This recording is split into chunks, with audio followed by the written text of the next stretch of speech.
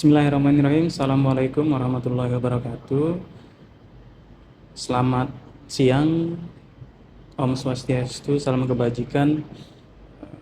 Saya ucapkan selamat datang di video PDD UKT-PT sebagai salah satu syarat saya untuk mengikuti seleksi sertifikasi dosen. Perkenalkan, saya Muhammad Zainuddin, dosen dari jurusan Teknik Mesin Universitas Global Jakarta. Izinkan saya menyampaikan mengenai mata kuliah yang saya ajar pada tahun ini yang saya ajukan sebagai pernyataan diri dosen dalam unjuk kerja Tridharma atau PDD UKT-PT. Mata kuliah yang saya ajukan yaitu Teknik Tenaga Listrik, merupakan mata kuliah yang bagian dari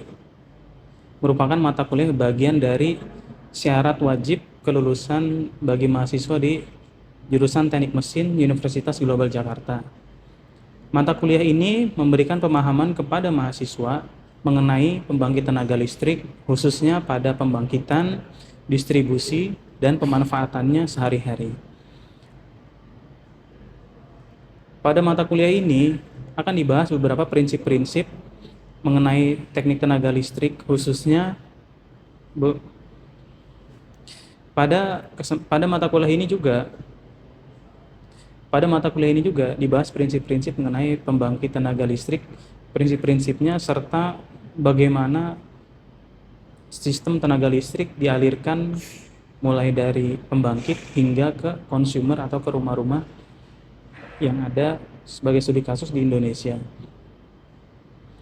Perkuliahan ini menyangkut beberapa hal, yaitu pemaparan, diskusi, studi kasus, pemecahan masalah, dan kemungkinan aplikasinya di dunia sehari-hari. Mata kuliah Teknik Tenaga Listrik, sebentar, nanti aku potong aja.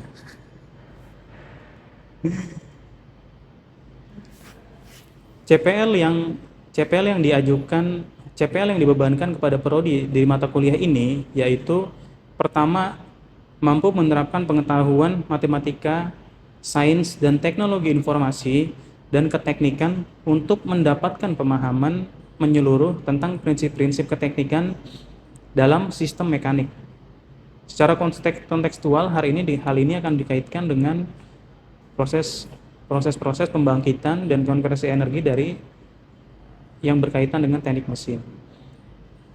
CPL yang selanjutnya yaitu mampu merancang komponen sistem atau proses yang diperlukan dengan pendekatan analitis dan mempertimbangkan standar teknis, aspek kinerja, keandalan, kemudahan penerapan, keberlanjutan, serta memperhatikan faktor-faktor ekonomi, kesehatan, dan keselamatan publik, kultural, sosial, dan lingkungan, yaitu secara lebih luas environmental consideration. Yang selanjutnya yaitu CPL yang dibebankan pada mata kuliah ini yaitu mampu mengidentifikasi, merumuskan, menganalisis, dan menyelesaikan permasalahan teknik.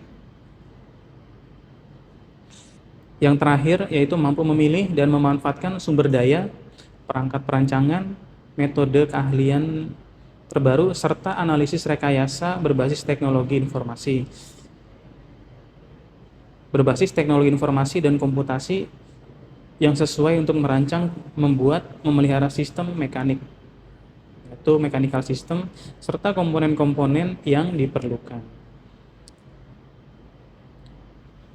Pada uraian video ini akan kami sampaikan yaitu pada capaian pembelajaran mata kuliah pertemuan ke-11, khususnya pada bagian mahasiswa mampu menjelaskan proses pembangkit tenaga listrik, yaitu lebih lanjut lagi mengenai proses pembangkitan, proses transmisi, distribusi, sampai dengan dimanfaatkan oleh konsumer atau konsumen sehari-hari dan di Indonesia.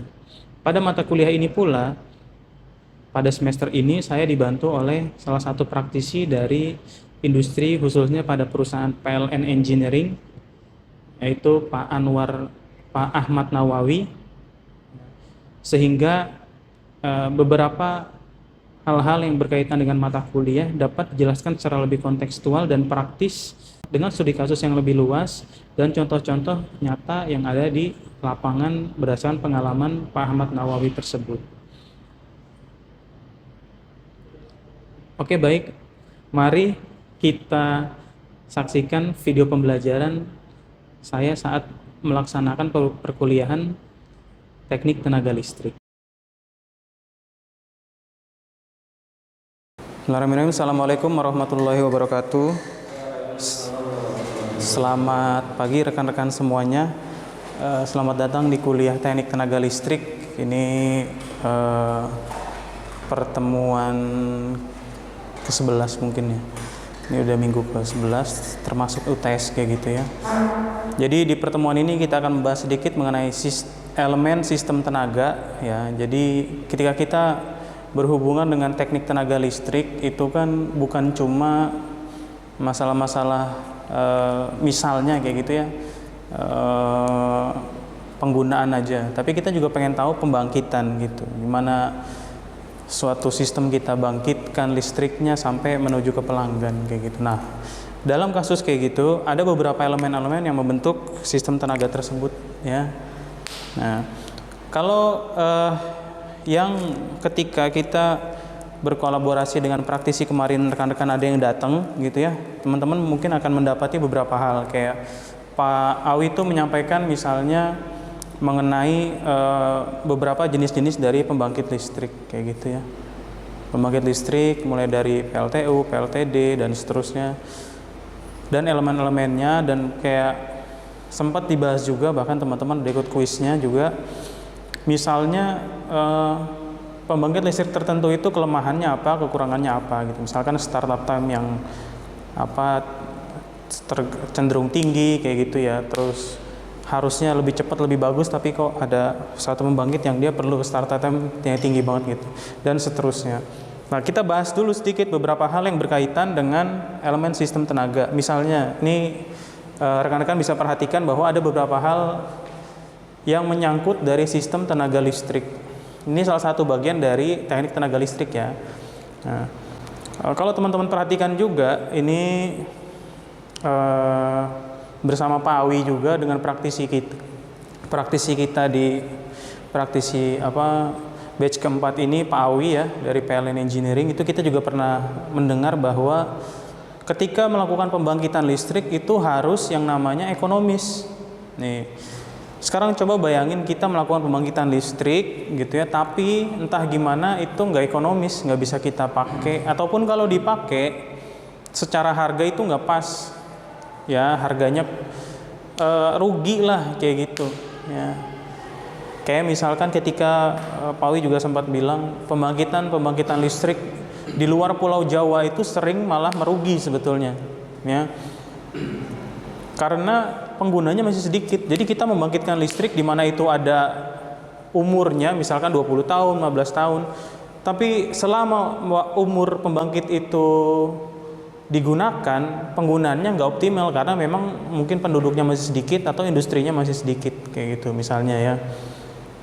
Lah, dari situlah makanya kita harus mengerti bahwa ketika kita ingin membuat suatu pembangkit gitu ya di daerah tertentu, nah harus kita lihat betul-betul bahwa ada nilai ekonomisnya ya, dan itu ada di ini nih, di pusat listriknya, dia pembangkitnya, anggap aja ini adalah pembangkit kita ya. Ini kalau begini mungkin dia pembangkit listrik tenaga uap gitu ya, atau batu bara juga bisa, dia steam, diesel segala macam, intinya seringnya begitu ya, dari energi panas gitu ya, energi panas, akhirnya dia bertekanan gitu ya. Tekanan listriknya itu digunakan untuk menggerakkan turbin, ya, turbinnya ke generator sedemikian rupa sampai terjadilah pembangkitan listrik. Kemudian dari situ kita transfer dulu. Kalau kita transfer nih ya, harap dipahami, kalau kita transfer energi listrik, ini juga sempat disinggung sedikit mungkin ya. Kalau kita mentransfer tenaga listrik tapi kecil, maksudnya kecil adalah tegangannya, misalkan hanya 220 nih dari pembangkit, misalkan hasilnya 220 volt atau ada tuh yang sampai 5000 volt langsung gitu, tapi langsung kita kirimkan gitu ya ke rumah-rumah, nah itu rugi-ruginya besar ya, rugi-ruginya besar sekali kayak gitu. Makanya di sini ada namanya transformator. Transformator ini step up dia di sini. Dilihat tandanya tuh kayak gini. Ini gulungannya kecil inputnya, tapi gulungan akhirnya besar. Ya, namanya step up itu kan tegangan yang kecil digedein, kayak gitu, dibesarkan sedemikian rupa sampai kira-kira ditransfer itu rugi-ruginya kecil, kayak gitu ya. Biasanya yang ditransfer itu ukurannya udah kilowatt ya.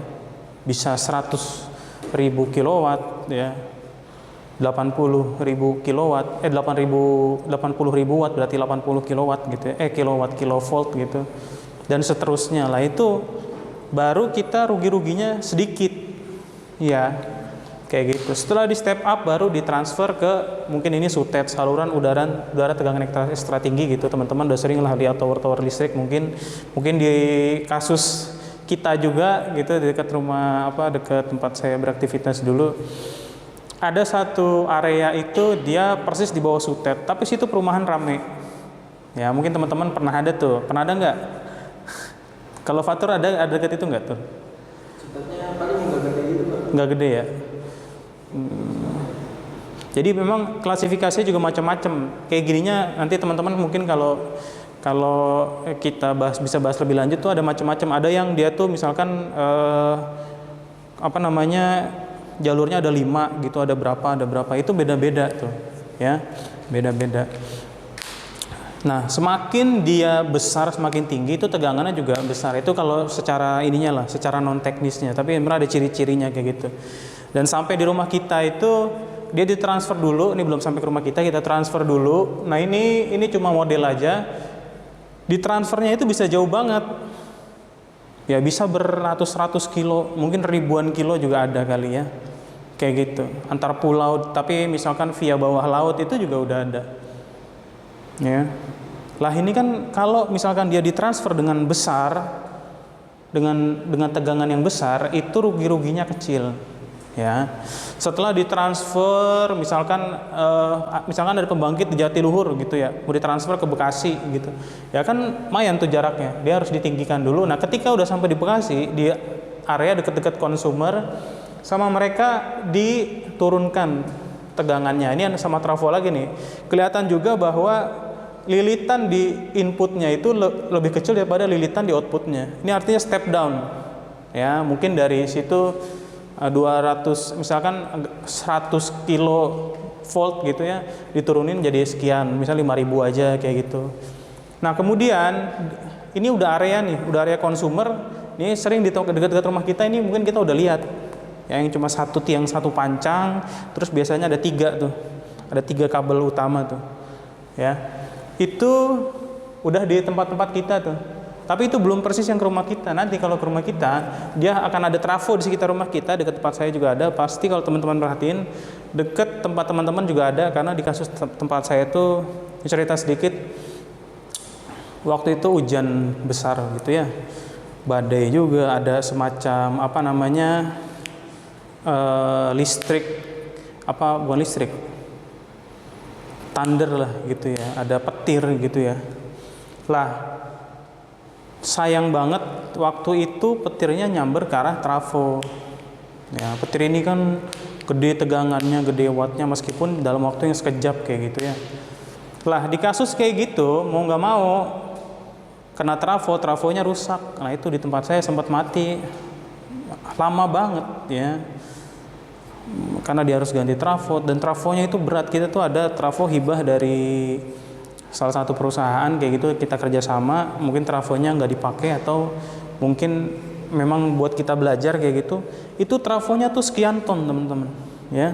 Bayangkan trafo itu kita taruh di atas, biasanya kalau di bawah bahaya, orang-orang bisa main-mainin macam-macam. Taruh di atas dan seberat itu kayak gitu, dan itu harus diganti atau diperbaiki lah. Tapi kayak harus diganti itu kalau udah kena kayak gitu ya, ataupun kalau diperbaiki ya agak ribet juga ya. Oke, lanjut lagi. Nah, dari situ baru ketika mau ke arah consumer, mereka diturunkan lagi. Ya, jadi di sinilah dari sekian berapapun, di sini berapa sampai sini udah harus 220 aja. Standarnya itu 210 sampai 230 ya. Nah, kayak gitu. 210 sampai 230, maka rata-rata kayak 220, 50 sampai 60 Hz gitu. Nah, baru dipakai di kita. Nah, ini kalau dari sini ke rumah-rumah kita tuh yang sekedar tiang pancang satu, terus ada kabel berapa lah gitu. Ada. Kalau satu cukup ya satu, mungkin kalau dia harus dibagi ke beberapa perumahan gitu, beberapa jalur baru beda lagi. Makanya kadang teman-teman juga mungkin nemuin kayak ini kok sebelah-sebelahan, satu yang mati lampu, satunya enggak. Nah, itu beda jalur pasti. Ya, mungkin satu trafo kayak gini, tapi ini nanti beda dia jalurnya. Yang satu pakai yang mana, satu pakai yang mana gitu. Yang satu mati, yang satu nggak mati, atau mungkin dari sininya dia beda juga bisa ya, kayak gitu. Nah, ini namanya yang tadi sampai sekian ratus kilovolt itu 70, 150, 500 kilovolt ini di kita sebutnya saluran transmisi. Ya. Kemudian dari trafo utama ke trafo yang distribusi disebutnya di sini saluran distribusi. Kemudian di sinilah kita pakai listrik, termasuk JGU ini juga udah termasuk konsumen meskipun besar kayak gitu ya, termasuk kita konsumen juga. Ya, tapi di kasus kita biasanya kalau gede-gede kayak gini dia mintanya 3 fase. Ya, jadi kayak untuk perangkat-perangkat yang besar itu bisa lah kayak gitu. Kalau perangkat-perangkat yang besar, misalkan kalau di mesin itu ada mesin bubut gitu ya, mesin CNC, itu kalau satu fase seringnya nggak kuat tuh, dia 3 fase. Ya. Nah, ini di sini bisa diatur sedemikian rupa lah. Ini kan ada 3. Ya. Lanjut lagi, di situ ada panelnya, ada fuse-nya. Ini fuse ini kalau teman-teman perhatikan, ini udah masuk ke arah consumer. Fuse ini tapi masih di tingkat distribusi ya, kalau di tingkat kita beda. Fuse ini sama ya, misalkan ada kelebihan beban, dalam artian misalkan arus listriknya dibatasin hanya 20 ampere misalnya. Ini melebihi, nah ini fuse-nya biasanya putus, tek gitu. Tapi beda sama MCB ya, circuit breaker gitu. Kalau MCB kan dia istilahnya kalau kita tuh jeglek. Ya, kita misalkan punya di rumah kita ada 900 watt, kita pakai lebih dia jeglek. Tuh. Lah, kalau di kasus yang lain gitu misalnya di sini kalau udah lebih lagi tapi dia kok masih nyala, mungkin circuit breakernya lagi rusak atau gimana, ada layer kedua. Ya. Putus itu. Jadi memang fuse itu ada satu semacam kabel gitu yang dia tuh dirancang sedemikian rupa, dibuat sedemikian rupa, kalau dia melebihi batas tertentu dia bakalan putus. Itu fuse namanya ya. Kemudian lanjut lagi baru ke tegangan rendah, terus ke sistem metering kita. Sistem metering ini biar kita pakai listrik tuh di meter gitu. Masa kita pakai listrik nggak di meter, terus orang mau dicasnya kayak gimana kan? Suruh bayarnya kayak gimana kita juga nggak tahu. Tapi sistem meter ini ada 2 ya, ada macam-macam. Ada yang udah pakai istilahnya prepaid, kita kayak isi kayak gitu. Ada yang dia postpaid gitu, pasca bayar. Kalau di teman-teman rumahnya gimana? Tempat jadi gimana, Jan? Yang lama. Masih yang lama? Berarti bayar ke PLN gitu ya, tiap bulan ya? Ada tagihan gitu ya? Mungkin deadline bayar kapan gitu ya? Kalau lewat nanti denda ya? Itu rumah saya dulu kayak gitu. Ini dikontrakan udah enggak, di tempat yang sekarang udah enggak. Kalau Alfa juga sama? Masih postpaid berarti ya? Masih pasca bayar ya? Biasanya di rumah sampai berapa bayar listrik? Kemarin 2 bulan itu nyampe 4. 2 bulan tapi? Sekarang tadi kita melakukan pengontrolannya secara manual. Itu pun semi otomatis ya, kalau dia kelebihan beban aja baru kita copot gitu. Nah, cita-citanya di beberapa tempat, meskipun kadang negara maju pun mereka bilang smart grid gitu ya, tapi itu belum di semua negaranya, mungkin beberapa kota-kota tertentu aja gitu. Ada namanya smart grid. Ya, dia ini satu jaringan yang dia tuh pinter gitu. Ya, pertama dari ada pembangkitnya, ya. Terus di sini ada area-area yang make gitu. Jadi satu semua sedemikian rupa. Ya. Dan dikontrolnya secara pintar. Pintar itu bukan cuma masalah ini ya teman-teman semuanya ya, bukan cuma dia tuh bisa mati nyalain otomatis, itu bukan. Kalau kita konsepnya kayak PLN, kayak yang biasa standar, sekarang ini berbagai macam sumber energi nih. Ya. Anggap masing-masing sumber energi pun dia punya sekian watt masing-masing, ada berapa kapasitasnya gitu, misalkan berapa kilowatt, berapa megawatt, berapa gigawatt gitu misalnya satu pembangkit, nah tapi beda-beda ya. Lah kalau yang sekarang ini cuma bisa dialirin ke satu wilayah tuh. Set. Nah kalau smart grid cita-citanya adalah ini semua pembangkit disatuin, dan kita tahu bahwa nggak semua tempat itu punya yang namanya, rekan-rekan semuanya, nggak melulu bebannya itu tiap hari sama tuh. Paham nggak sih? Mungkin Bekasi hari ini lagi gede banget karena lagi banyak kenduri nih atau apa. Ada acara-acara nikahan atau ada macam-macam tuh, atau tiba-tiba industri baru ngebangun atau apa. Nah, satu area ternyata dia lengang-lengang aja gitu. Atau satu area lagi, maksudnya gampangnya ada satu area yang high demand, lagi butuh banyak banget, satu area yang kecil. Nah, cita-cita smart grid adalah dia tuh termasuk bisa load balance juga. Kalau loadnya lagi tinggi ya udah, karena di satu pusat nanti dialirin aja ke pusat yang ini dulu energinya. Yang sini kan butuhnya sedikit aja kok, kayak gitu. Kalau yang pembangkit listrik yang itu nggak bisa satu area, misalkan Jatiluhur, untuk area mana tuh? Nanti ada satu area PLN yang dia tuh banyak semacam, nah banyak kayak gininya buat area-area tertentu, ya udah ke situ aja gitu. Karena nggak nyambung, pembangkit satu sama pembangkit lain tuh nggak nyambung tuh. Nah kalau smart grid cita-citanya semua ini harusnya nyambung, pembangkitnya, yang penggunanya segala macam nyambung, nanti bisa dikontrol penggunaannya, bahkan secara IoT, maksudnya bisa dimonitoring juga tuh. Sekarang kita bisa monitoring penggunaan doang, saya juga bisa tanya teman-teman doang, sebulan berapa habisnya satu, orangnya berapa, udah gitu-gitu aja. Kalau smart grid dia tuh bisa di itu, misalkan mereka mencuplik datanya misalkan tiap berapa menit kayak gitu, dicuplik data satu, nanti kita bisa kelihatan tuh ada grafiknya. Kapan sih rumah ini lagi high demand, misalkan kapan sih area ini lagi high demand, nanti dia bisa melakukan prediksi kayak gitu. Oke, kalau weekend dia lagi daerah ini high demand banget nih. Nah, gitu. Nanti mereka buatlah dialirin ke situ sedemikian rupa.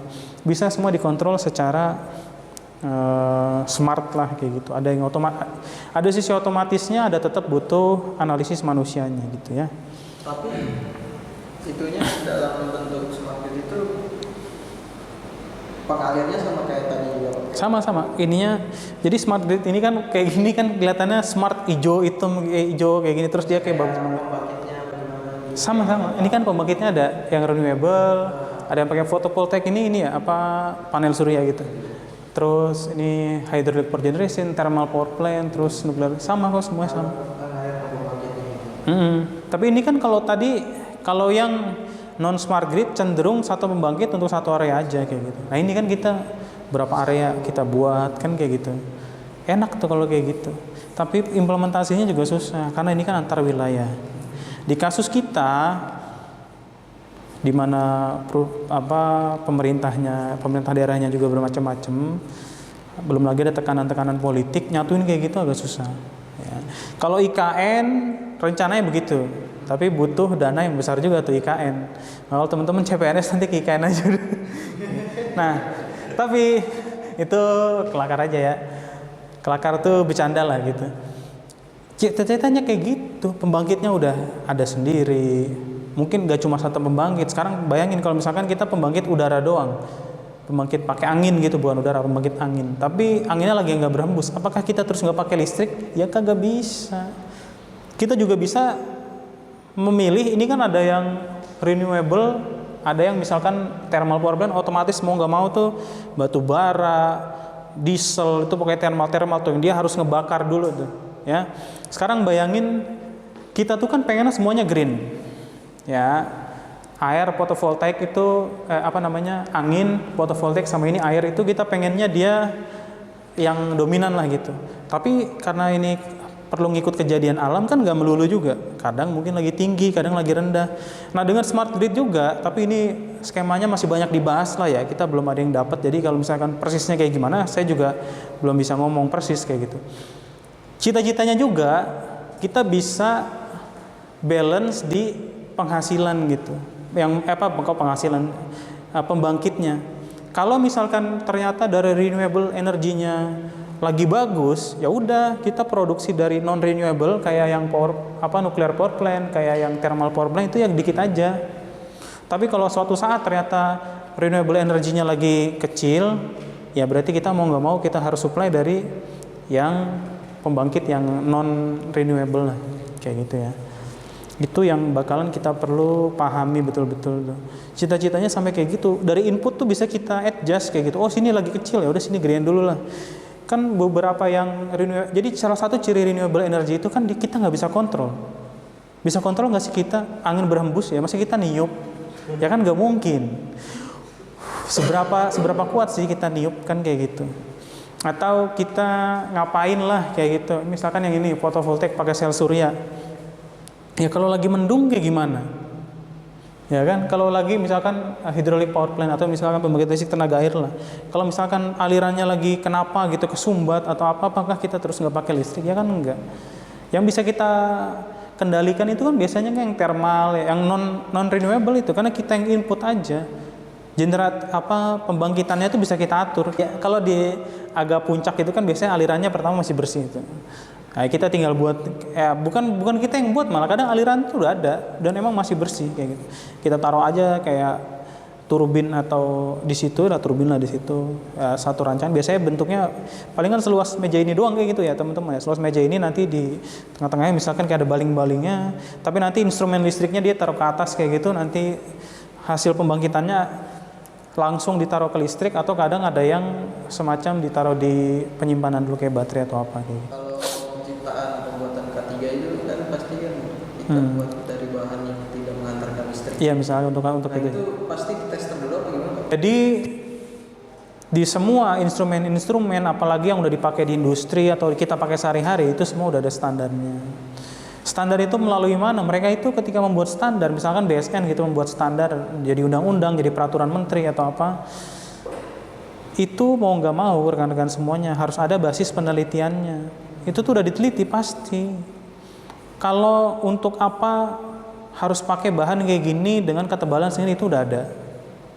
Ya, misalkan untuk demikian deskripsi singkat pernyataan diri dosen dalam unjuk kerja Tridharma PT atau PDD UKT-PT sebagai syarat sertifikasi dosen yang saya ajukan.